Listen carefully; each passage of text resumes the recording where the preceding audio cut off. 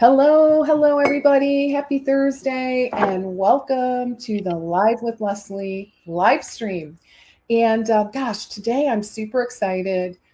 This is really an awesome topic, and I think you guys are going to get just a ton of value. And we have the pleasure of having Angela Manderfeld from Outsmart Your Diabetes with us here today. And so today we are going to be talking about the myths that Angela constantly hears from both clients, patients, providers, pretty much across the board that are simply not true. So today is all about diabetes myths busted, what works and what doesn't. So really looking forward to our chat today. And for those of you that don't know me, welcome. My name is Leslie Vitale, and I am a business strategist and coach. And I help health and wellness entrepreneurs who want to attract more clients, sell more programs, and ultimately grow a profitable private practice while integrating multiple streams of income into their business model. So again, welcome those of you that are joining us live, as well as those of you that are catching us on the replay.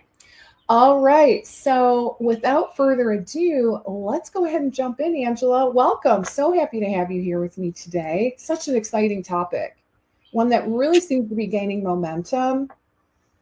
I don't know what's happening in the world. Is it... I can't decide if it's because I'm more aware, and you're aware of something, you just kind of see it everywhere, or if it truly is gaining momentum. I think it's the latter, but what do you think? I think it's a little bit of both, but yeah, definitely, with, continuous glucose monitors on the rise, people are just becoming more aware of their energy and their blood sugar level. And even people without diabetes are finding, some of that information useful now. So yeah, it's definitely picking up momentum. Great. It's a good thing.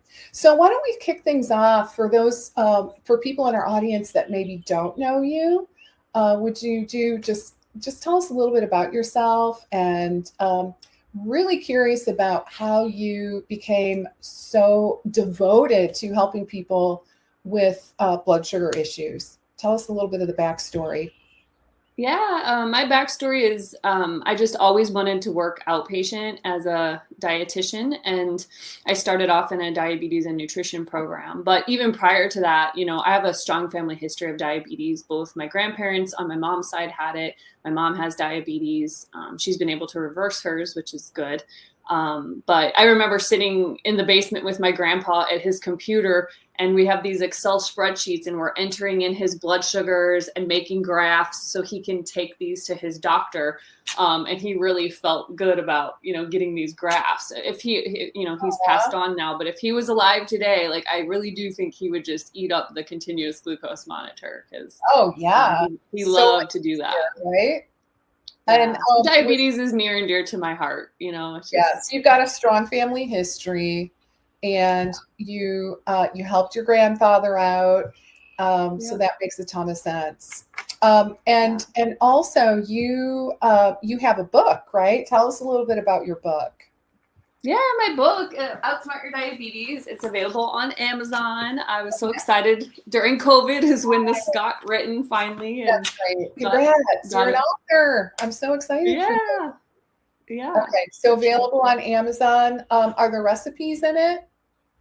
No recipes. Okay, no recipes. No recipes. And there's a reason for that. There's a big reason for not putting recipes in there, because as you go through the book, it shows you how to individualize nutrition to you. So there's not one style of eating that you subscribe to. You have to really look within, pay attention to your body, look at your CGM, and figure out what style of eating works best. Okay. All right. So Outsmart Your Diabetes on Amazon. I'll have to check that out myself. All right. So let's dig right into some of those myths that you commonly hear. So what would you say maybe one or two of those biggest myths are when it comes to diabetes in general? So I was doing a little lip reading because I lost you there for a minute, but Oh I think you no! asked me. I think you asked me what was one of the biggest myths that I've been hearing about in diabetes. Yes, that is right. I'd love to know, guys. Okay, cool. Am I cutting in and out? Just give me a yes or a no.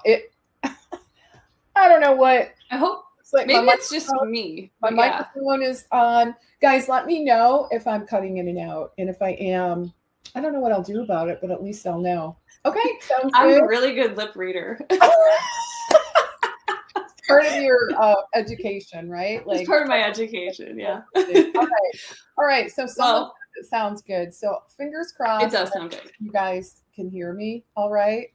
And if Okay, not, perfect. you'll have to, I guess, learn lip reading as well, right? Yes. Because I don't know what the solution is. All right. That's So, okay. So one of the biggest myths. So I would say, what people are seeing on social media, YouTube, Google, whatever, is that the only way to reverse diabetes is keto. And don't get me wrong, like it makes sense. Oh, if you take out the thing that makes your blood sugar increase, then your blood sugar goes down. But in practice, I've found that you don't have to be overly restrictive to actually reverse diabetes. And okay. I am all about keto. Like keto definitely has its place and it's a very therapeutic style of eating for some Mhm. people. But what I found is people that benefit the most from keto usually have a pretty strong why or a reason why they need to follow keto. People Okay. that have diabetes, like their energy might feel a little bit low. But there's nothing like crazy glaring, like they can't get out of bed in the morning or they can't move or walk or they don't have anything that severe. So sometimes making a really severe diet change can Mhm. be like and they don't even want to start because they already think, oh, this is going to ruin my life and I don't even want to go there. Right. They think it's not worth it. Exactly. So I think that's one of the biggest myths is that it has to be an extreme diet change. I just had a patient who I've been working with for the past month or so. She came to me. She had 100 pounds of water weight in addition to being overweight. So Oh she was my upwards of 300 plus pounds. 100 She was pounds the of water weight? 100 pounds of water weight. How is that even Yeah. possible? I have no idea. This is what she tells me. So I Wow. believe her. Okay. But I mean, she's lost about 50 pounds. So I Okay. have to assume part of that's water weight Right. just working together. But we went from 22 units of insulin every day to now she doesn't need the insulin and she's even getting ready to stop her SGLT2 inhibitor. So, Oh, that was just with food because she can't stand for very long. She's seated most of the day. We just made food changes, and I guarantee you it wasn't keto. And her blood sugar has dropped. Instead of the 300s, her fastings are 100, and she's not on insulin anymore. wow. So, Amazing. yeah. So, And so diet is very impactful, and it yeah, doesn't have to be overly it doesn't restrictive. have to be crazy. Yeah, because I mean, being a carb lover myself, it'd be so hard. I can't it to be just in ketosis over the long haul. I can't. I honestly can't picture that for most people. Certainly not for myself. And I'm sure there are some potential repercussions around that as well, right? Um, Yeah. Lots of things that, and do you see things like that in your practice? Oh, for sure. Yeah, So all the what are time. some of what are some of the downfalls that you're seeing with people that really try to go extreme? What happens that afterwards? I mean, at first they do it and they're so excited and they feel so proud of themselves and they're like, okay, everything's perfect. Yeah. But then one of two things happen. Either they're like, oh, everything's perfect. This is gone. I don't have to deal with this anymore. And then they go back to what they're doing and things get out of control again. Or they feel so restricted with their food choices that they're not even enjoying life as much. And Uh-huh. it makes it more challenging. Even social events, it's more challenging. And if their family's not on board, it's more challenging. So they can only sustain it for so long. Yeah. Yeah. It sounds really, really tough. Yeah, for Um, sure. so, all right. So there's lots of schools of thoughts when it comes to nutrition and diabetes. So what would you say is the biggest myth around the nutrition part? Yeah. So I think the biggest myth is, that there's one type of diabetic diet, which I hate that word. Yeah, People, put people that would have diabetes into this category and, oh, you have to eat a certain way. So they're telling them they have to eat sugar free. They have to, eat light foods, use artificial sweeteners. right, I've even had patients come to me being told they're supposed to eat 6 times a day, always have a snack before bed. Like there's some crazy nonsense out there. right. Um, and, I think the biggest takeaway from today is diabetes nutrition has to be individualized to the person. There's so many different things that go into that, like some of that we talked about, like what is their lifestyle like, what is their work schedule like, what is their family life like, what are their genetics. There's certain genetic genotypes where people have to eat a certain way. Maybe they have to avoid gluten to decrease their risk of heart attack, or maybe they need to eat more vegetarian to, again, decrease their risk of heart attack. So there's so many different things that go into an eating plan that we really do need to take the time to sit down with them and individualize it. Because, in a doctor's office, like doctors have a couple minutes with a patient. So to throw out like, hey, go do keto, get your blood sugar down. Like that's easy for them to say. And we certainly can't fault them for that.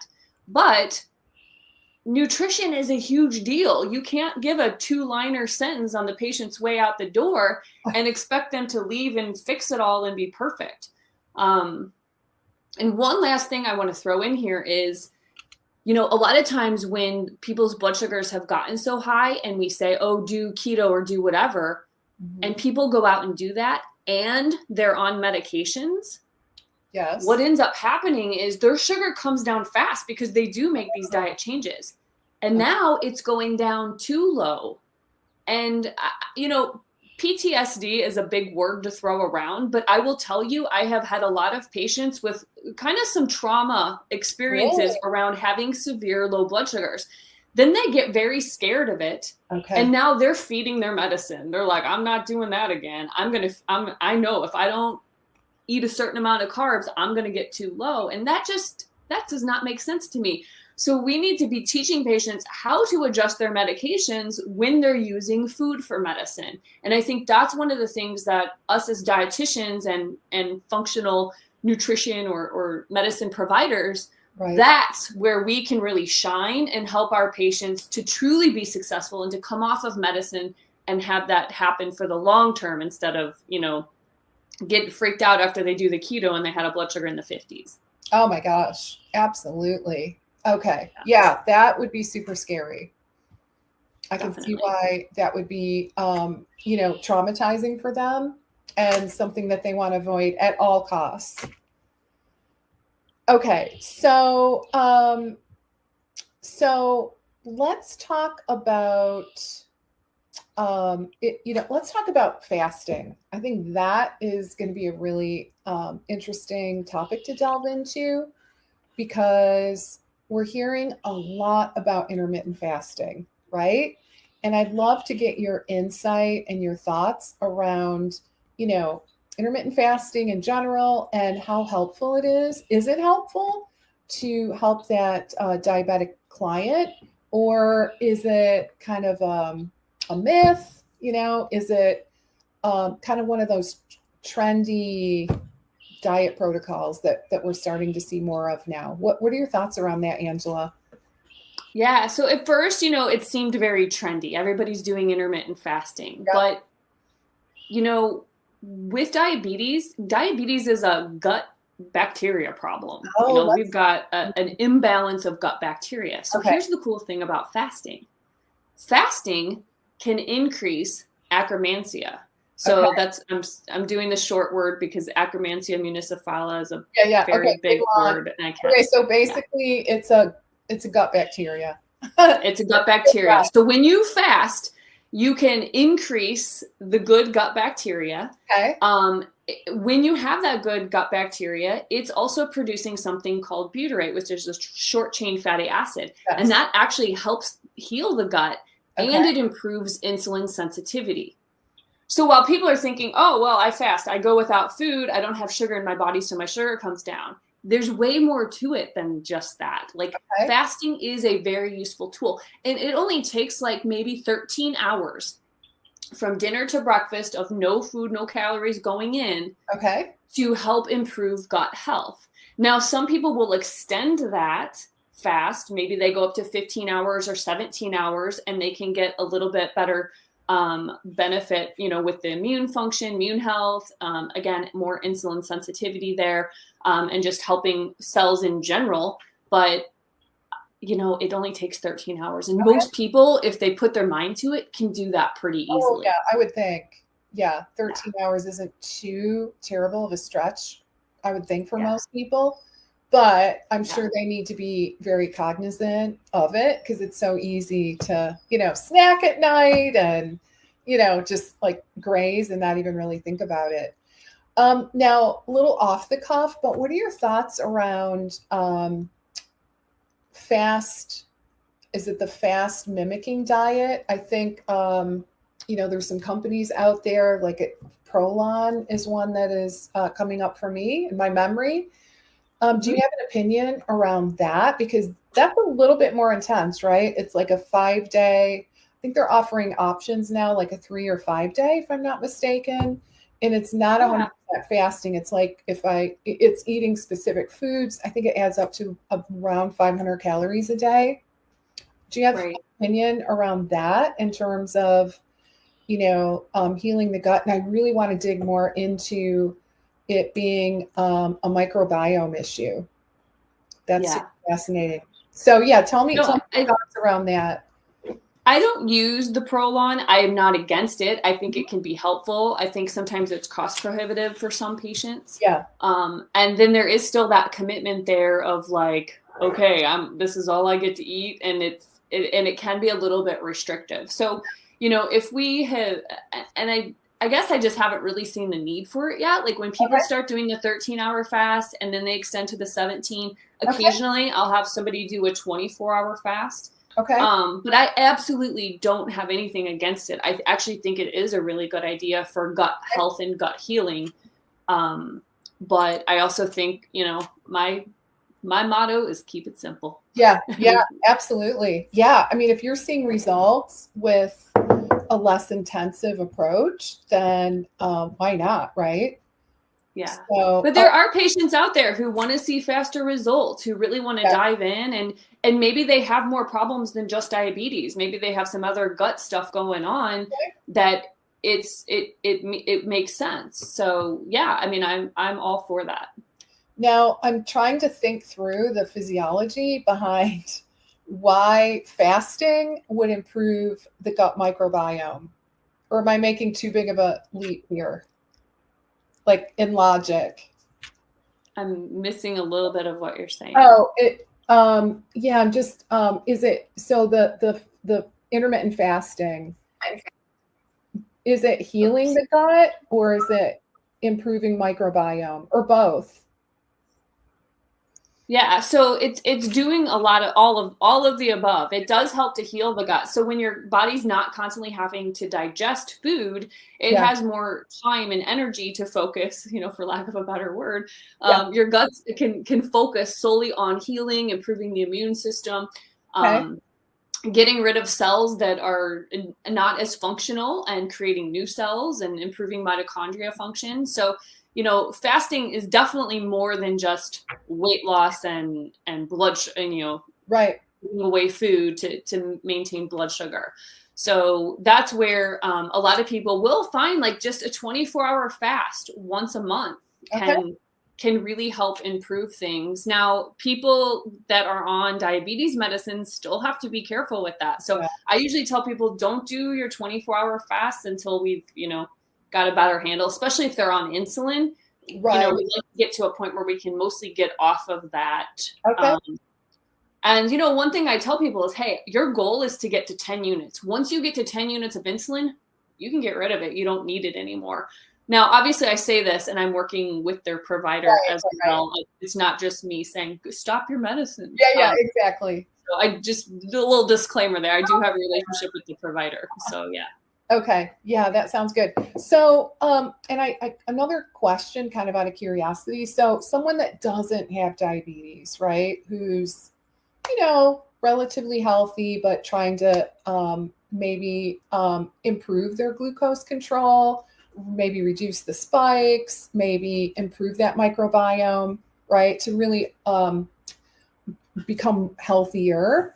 Okay, so if you fast for 24 hours, you're going to be pretty hungry, right? Maybe, Most maybe people. not. I Yeah. probably would. I'm Yeah. guessing. I get pretty hungry. So I'm wondering, so it's kind of like if I were to do it, it would be mind over matter, right? Like I'd have to kind of psych myself up. What like with a CGM on, which I am wearing, how low, like, does someone like myself who's healthy, do we have to worry about the blood sugar dipping too low in that 24-hour period? Not No. really. No. Okay. No. I mean, some people that don't have diabetes that are perfectly healthy will see their blood sugars like hang out in the 50s, especially like overnight. So, like, yeah, like if you do a 24-hour fast and your body's used to eating, sure, you might get a little hangry, you might get a little shaky, you might get a little bit of a headache. All of these things can happen Yep. when you do a fast. But the key is just to, stay hydrated, making Yep. sure you're drinking lots of fluids during that time. But, it's cool that when you don't have diabetes, your body is very good at regulating your blood sugar. Okay. So if it starts to drop too low, your body will release a little gluconeogenesis happens and you release a little sugar. So you'll be level and fine. So no, if you hit 60, you don't need to be like shoving Right. sugar in to bring your blood sugar back up. Right. Right. Okay. Yeah. That's so interesting to me. The body is built to survive, right? It is. Um, I love that. So, all right. So I'd love to dig in a little bit more around that topic of the microbiome and gut bacteria. So interesting. And honestly, Angela, I heard that the first time from you years ago when we worked together, and it always has stuck with me, and it's so fascinating. And now we are seeing on the market some probiotics that are specifically targeting blood sugar control, which is fascinating to me. So I'd love to get a little bit more insight around, the role that the gut bacteria actually plays in the development and or treatment of diabetes, or is that kind of another myth? Yeah, no, it's not a myth at all. Like, really, gut bacteria is where it's at. Sometimes I talk about it so much that I feel like, gosh, this patient isn't going to think I care about them. They only think I care about their gut bacteria, Right. because everything is like, how do we support the gut bacteria? Uh-huh. But yeah, I mean, there are some, so that I know I have no vested interest in these companies, but Yeah. Pendulum is a company that actually makes the Akkermansia. So I've been dying to do this. I just haven't yet, but I would love to see like a GI map before, and then have somebody do the Pendulum for a couple months and then do Yeah. after, and just kind of see what happens. Because in a lot of my diabetes patients, when we do a GI map, their Akkermansia just is not even present. Oh, It's below the interesting. Okay, detectable so level. GI map measures that particular species. Yeah, you can see it on the GI map. So, Fascinating.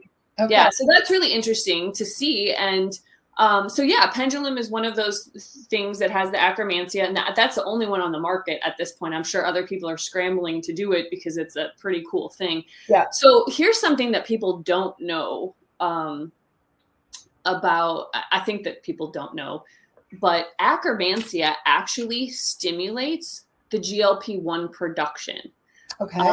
So if you're like GLP-1, I know I've heard of that before. Heard that Well, it's the craze. Everybody's on Ozempic, Wegovy, all those GLP-1 receptor agonists. And I think, people don't realize we ourselves have control over this. If we fix our gut bacteria, if we have more good Akkermansia there, Yeah. and we make sure we're eating butyrate producing foods, we can actually stimulate our gut bacteria to help along our own, because we all make GLP-1. It's already there. We already have it.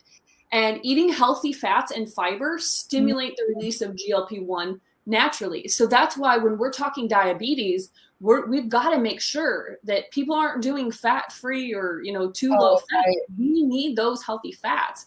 So we've got to bump up the healthy fat production as well, or healthy fat consumption, as well as the fiber consumption as well. Because, again, our gut bacteria helps regulate these really cool things that we could be paying very expensive amounts of money every month and taking a shot, or we could, have our body do it naturally. Right. Okay.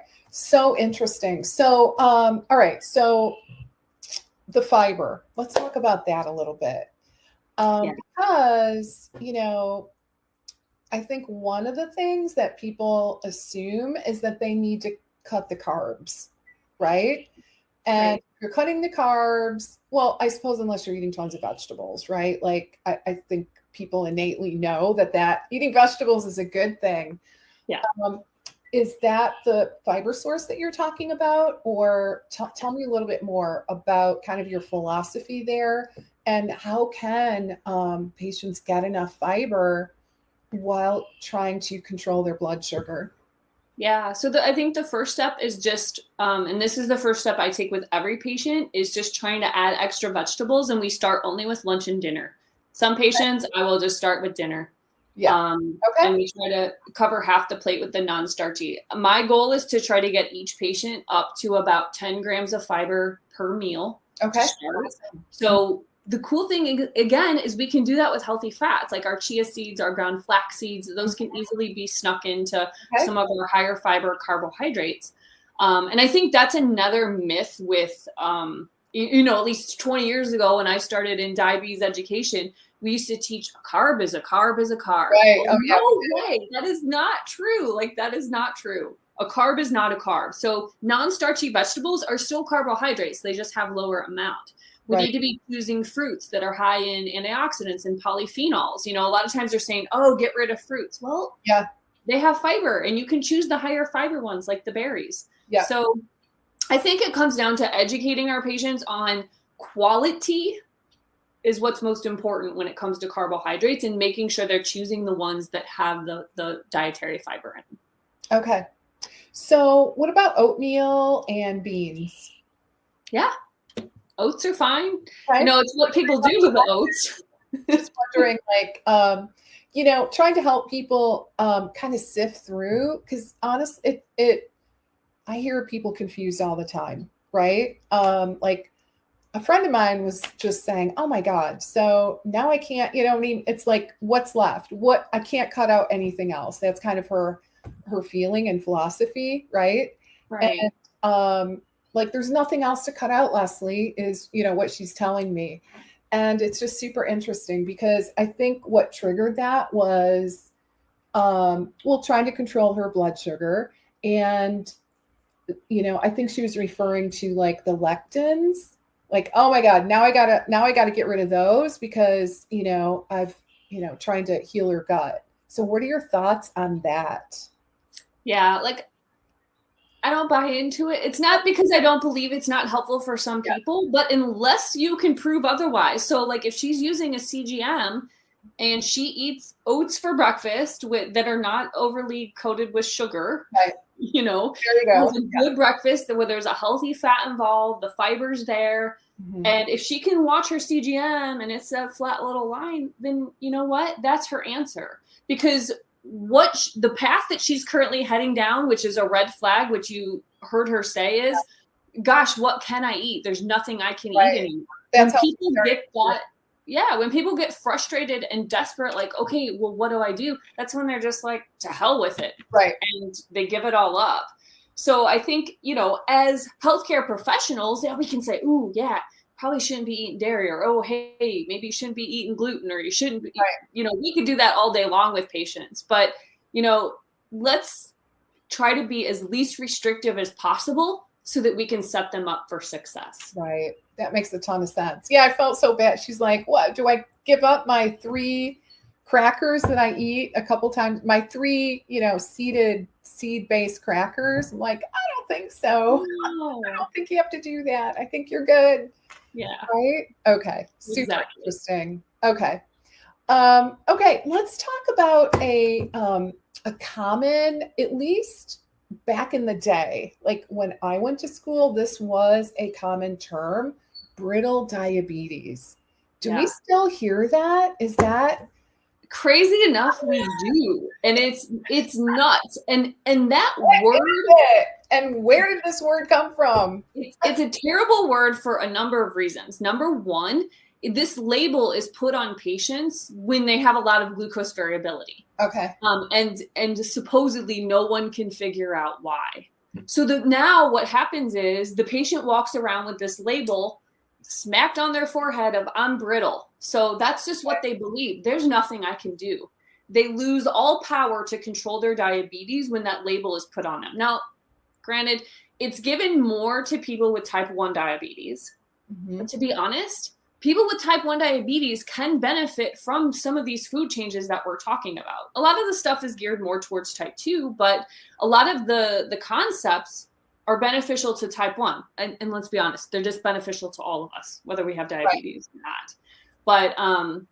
But that label gets put on people, and then they think that they can't, there's nothing that they can do about it. And that is a disservice. That is, Right. I hate that word, because I have not found a person yet that has crazy fluctuations in sugar that we can't figure out why it's happening and fix it. It's just, that's not necessary. So, if you ever have somebody come to you with brittle diabetes and they feel at a loss, you definitely have your work cut out for you, but no, you can help them. You can provide education. And a lot of that education is more around insulin and how it works with food, and having a deeper understanding of what food choices are going to give them the best results and when to time that insulin properly in order to get the best results. Okay. All right. Interesting. Can't believe that word's still around. I know. Honestly, yeah, it's kind of bizarre. Let's talk a little bit about, well, I'd love to know, are you integrating CGMs into your practice with patients? So tell me a little bit about that. Like, CGMs to me just make life worth living. Like, I love them. Like, I know this sounds so nerdy, but there's nothing that I love more than looking at continuous glucose monitor reports and comparing them to my patients' photo food logs.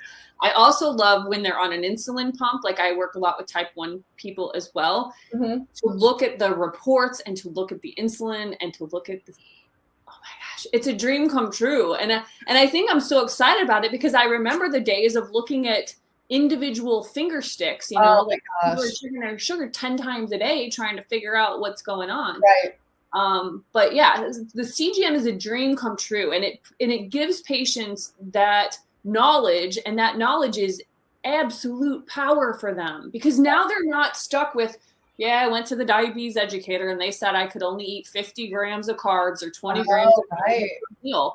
Now the patient gets to figure it out. So we provide carb awareness, like, okay, these are carbohydrate foods. You can look at the grams, but let's see, what is your carb tolerance? So they can see what they ate. They can see how high their blood sugar goes. And then they can say, ooh, yeah, I might need to reduce. Or they think, oh, my sugar didn't hardly go up at all, and I ate 50 carbs at that meal. So it really gives them good feedback on how their body is able to process their carbohydrates. So coolest thing ever, right? I love it. Yeah. I showed you, I have mine on still, and I'm learning a ton, and just really trying to manipulate things. I think I shared with you this morning, I had this really delicious oatmeal bake. It's so good, but admittedly it's got eggs in it, oatmeal, like 1 egg per cup of oatmeal, almond milk, and it does have some syrup in it, and bananas on the bottom and walnuts and blueberries on the top. It's really good, but I do spike. So today I thought, well, I really like this. I really kind of don't want to give it up. All right, I could ditch the maple syrup next time. I'm okay with that. But I thought I'm going to try, and I'm going to take like a teaspoon of nut butter and eat that first. And lo and behold, it did help. Yeah. Right. Instead of like, whoo, steep spike, it was, it was a little more of a curve, right? Yeah. Yeah. A little more doable. Yeah. So always fat before carbs. That really could, like you said, that can help stop that spike and right down a little bit. Right. Now, what about, we haven't talked about exercise. So I'm curious. So like if someone eats something and they pretty much know they're going to get a spike, can you mitigate the spike before it happens by walking? Yeah, okay. Absolutely. I would assume you can. Like I used to think no, because it happens too quickly. But it isn't instant. It's not instantaneous, which is it honestly, it takes a little longer than I would have thought before you see the spike. Everybody is a little bit different. Okay. So my mom wears a CGM. This is kind of a funny story. If she goes out to dinner and she comes home and she sees her CGM starting to go up, she will walk around outside for like 10 minutes or so until she sees it level off and start to come down, and then she'll go inside. But the daughter of a diabetes dietitian, right? Oh my God. But like, I'm just saying, I never told her to do that. Like really? I've taught exercise helps. It's a good idea to move after a meal, even like 10 minutes. So she does it. Like she is hardcore, and she uses her CGM. Okay. She's like, sometimes it'll just be flat, but sometimes it'll go up. So if she sees it, I mean, she gets out there and she moves. But I like to tell people, cardio, like walking, jogging, dancing, whatever, is good for that immediate drop in blood sugar. Okay. Weight training helps kind of prolong your blood sugar to be down over longer periods of time. So that's why both are really important in diabetes. So making sure that you're strengthening the muscles as well as, burning that quick sugar with the carb. Okay, that makes sense. Yeah. And it's, I mean, as we get older, so important to include the strength, right? Yeah. Like so many people don't. So and a quick public service announcement for anybody that's on a GLP-1, start weight training this second. You have to weight train immediately, because what people do when they start taking the GLP, no appetite, or they feel nauseous. So what do people eat when they feel nauseous? Crackers, right? So they're eating carbs that doesn't have a lot of protein, not a lot of fat. And the problem is now they're not getting enough nutrition. They start wasting muscle. And now they have the same amount of fat in their body as ever, but now they're losing their metabolically active muscle. So I tell my patients, making sure you're getting about, at least 15, 20 grams of protein per meal. If you're going to be on the GLP-1, try to get small, which is like a couple ounces. It's not that much. And make sure you're weight training. So important. Okay. I want to, just for our audience, can you define the GLP-1, just so everyone's clear on what that means? Yeah, so the GLP-1 is just a hormone that you inject into your body. Our body already makes this hormone, and the hormone does a couple different things. Number one, it can tell you, hey, stop eating. It can also stimulate your pancreas to produce insulin. It can slow down gastric emptying. So it slows down how quickly your food from your stomach gets released into the bloodstream. And those are the ways that it actually helps people lose weight and helps people with diabetes. Okay. So is this a new medication then that lots of people are getting? I mean, it's been around forever. I feel like it's been around probably 15, 20, at least 15 years at this point. But it used to be called Byetta. People had to take a shot like twice a day before they, then it got to once a day. And then now it's once a week. And now we also have pills. So it's not just in shot form. People can take pills. And this is like, it went nuts on social media. I think some famous people took it and lost some weight. And then they said, oh, this is what I took. And so like everyone, whether they had diabetes or not, is going to their doctor and saying, give me this drug. But again, this is something you can stimulate in your body naturally by eating healthier. So interesting. So it's probably a rhetorical question then, but I'll ask it anyway. Should most everybody with diabetes be on a GLP-1? think I know the answer, but So I'm all about, using tools that are necessary. So like if someone has not been able to move, their blood sugars are high, they have a lot of weight to lose, by all means, let's do anything and everything we can to help them, and let's give them a GLP-1. But while they're taking it, we're teaching healthy behaviors, how to teach the body to maximize its own GLP-1. And then once they've lost a significant amount of weight, then they start an exercise program. So the GLP-1 is kind of that crutch that helps people get to the point where they can do it on their own. I have not seen a lot of people come off the GLP-1 and maintain that weight loss, because those behaviors that I'm talking about are not ever happening. So I've seen people lose insurance coverage, they go off the GLP-1 and the weight comes right back. And it's because they didn't change anything with their diet or activity. So, I don't think, like, if you're pre-diabetes or whatever, like, if you can make a couple of these little changes, not be overly restrictive and still see some results, then maybe you wait a little while on rushing to the doctor. Like you're better off. Yeah. Absolutely. Actually, I realize that we have some questions here and comments. So let's take a peek. So people and doctors forget to consider adjusting the medication dosage. I'm sure you see that a lot, Angela, right? Yeah. And that goes back to that trauma. Like the second somebody gets a crazy low blood sugar and they're like shaking, sweaty, and they feel that scares them to death.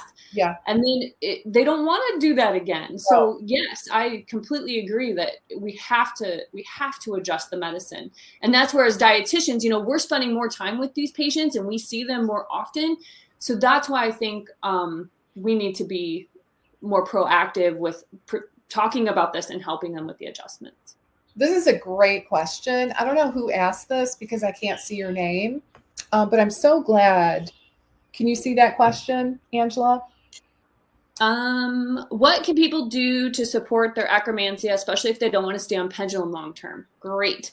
If you email me, I'll send you my handout that I give to patients, but I have a how to increase acromantia handout, and onions, raw asparagus, chicory root, artichoke, dandelion root, cold potatoes.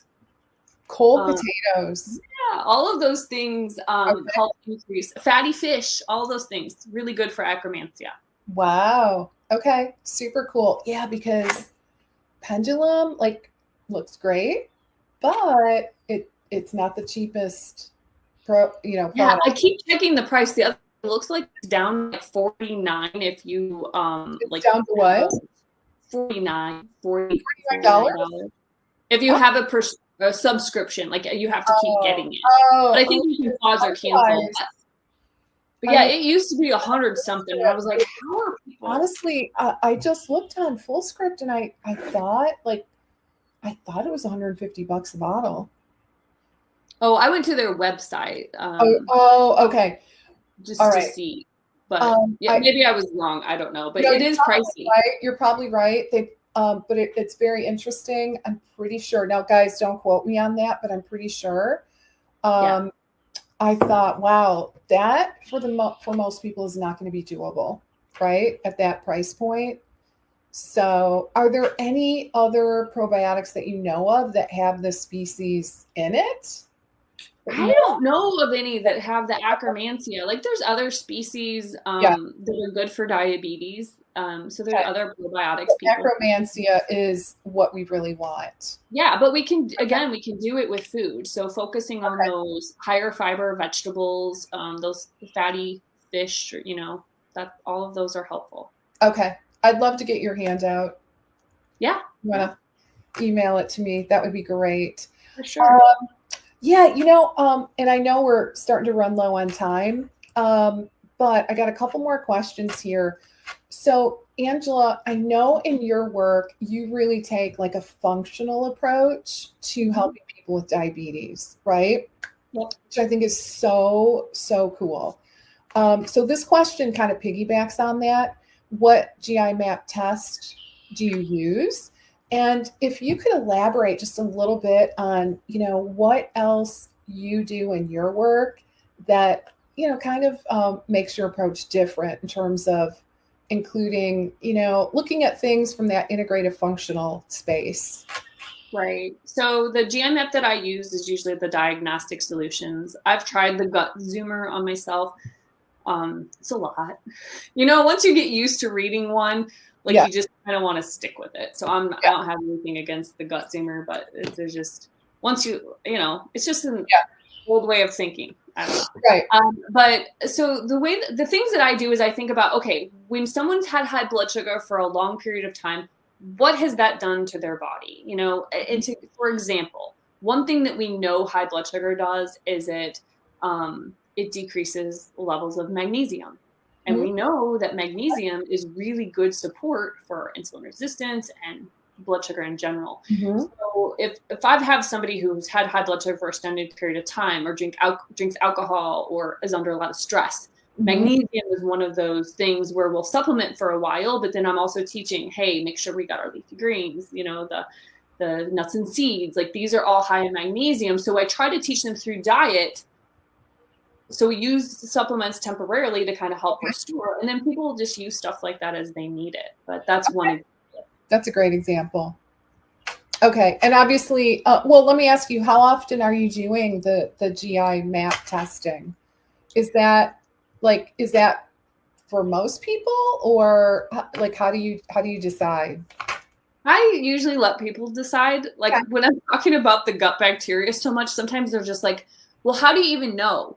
Right. And I say, well, there's a way we can look at it. It's a stool test you can do at home. So I usually let them decide, but honestly, I let the person guide me. So I do what I feel is best for that person. And as long as we're seeing improvements and we see blood sugar start to come down and they're starting to come off medicines, I mean, I know we're moving in the right direction.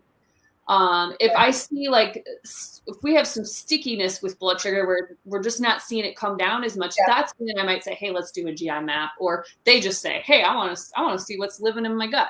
And so, okay, let's do it. All right. And are you still looking at A1C?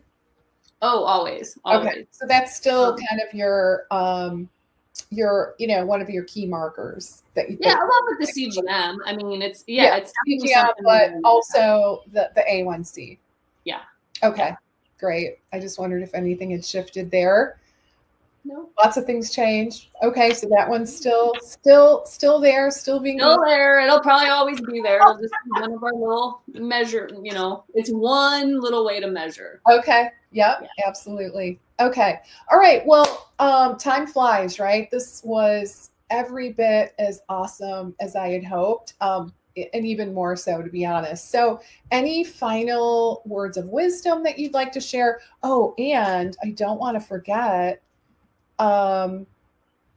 Actually, okay, so we do have, all right. We have a question. What is their email to get the handout?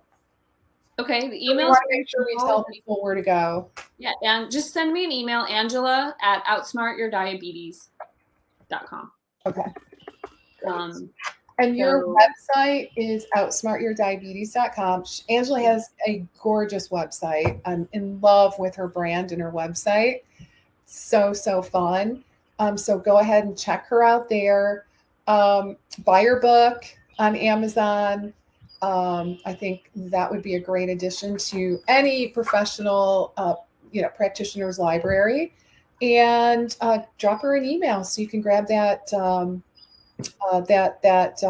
that report. Is there anything else that we want to share? Kind of final words of wisdom, final recommendations? Anything else? I mean, I think the best thing with diabetes is because we're getting to the point where so many people have it or are going to have it. We have to keep it simple. Yeah. Don't get sucked in by all the stuff. Okay. Start with the basics and start with the food. And it does not have to be overly restrictive. We're good at this. We're good at listening to our clients. So listen to their challenges, listen to how their life is, and start with little bitty things. Because I would say the biggest thing that people tell me is, Angela, I felt like I was doing little things, and before I knew it, everything had changed. And so it felt effortless. And I think that's important, as we try to keep it simple for patients. Okay. The last thing is I'm working on a CE program for healthcare professionals. where we work together for 12 weeks. I know it seems like a long time, but it's kind of a diabetes deep dive where we look at case studies. People even get a 45-minute one-on-one session with me if you want to dive into case studies. So as soon as I get the continuing education all set up, I'll probably kick that off maybe in June, July time period. So if you're interested, send me an email about that and I'll make sure you're on my wait list so that, maybe we could do a bit of a mastermind together. So again, my website, outsmartyourdiabetes.com, and my email is Angela at outsmartyourdiabetes.com. Yeah, and we have one last question. I think someone missed what they're going to get if we send you an email. So people were asking about akkermansia. Like, I have a handout that I give patients on how to increase their akkermansia and their butyrate. So if you want that handout, just send me an email and I'll send it to you. Awesome. Okay, great. Oh my gosh, so good. So much fun. Amazing to see you. And guys, I forgot to mention that Angela's in Alaska. And how many feet of snow do you guys have? Oh, we got more today. It's like 5 feet out there still. It's just to be spring. Stop, right? Yeah. Make it stop. Yes. Now, Angela, you're originally from Illinois, if I remember, right? Yeah. So you're a Midwesterner that relocated out in the wild, wild west, right? The wild northwest. Northwest, yeah. Very far northwest, which is amazing. But I hope things thaw for you soon. Finally, it's gorgeous here in Wisconsin. Yay, we've got like 70-degree weather today. You can hear the birds chirping. So happy about that. We're headed to Minneapolis tomorrow to visit my daughter and super excited about that. We do have a thaw in Minneapolis too. I think it's going to hit 70 there as well. So anyway, all right, guys, it was awesome to see you and chat with you all today. Thank you again, Angela. I really, really am so grateful for your time and really your willingness to take time out of your day and share your wisdom with us. Really appreciate it. All right, guys. Thanks for having me. Yeah, anytime. Love it. Okay, guys, have an awesome rest of your day and a great weekend. And already looking forward to seeing you again next week. Bye for now. Bye.